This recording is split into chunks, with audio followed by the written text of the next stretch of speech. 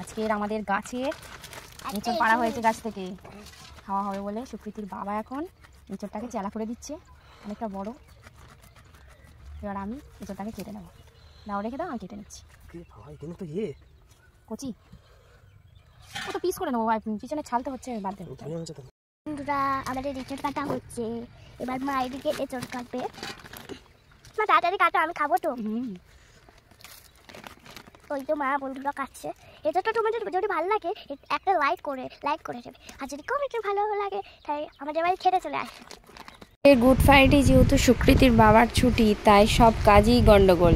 সবে রান্নাবান্না কমপ্লিট করে স্নান টান সেরে এখন ঠাকুর ঘরে পুজো দিতে যাব।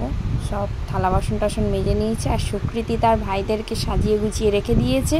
আর এদিকে আমার পুজো দেওয়া কমপ্লিট। এবার আমরা লাঞ্চটা করে নেব। আর তোমরা আমাদের ভিডিওটা অবশ্যই একটা লাইক শেয়ার করে দিও, আর কমেন্টে জানিও সুকৃতি কি বললো সেটা কমেন্টে আমাদেরকে অবশ্যই জানিও। ভালো লাগলে ভিডিওটাকে শেয়ার করো। আর তোমরা সবাই খুব ভালো থাকবেন, সবাইকে খুব ভালো রাখবে। সুকৃতি কি বলছি, টাকা দেবে ফুলি যা, তুমি দাও। বউ নষ্ট কাছে চাইবে, বুক ভরা ভালোবাসা দেবে।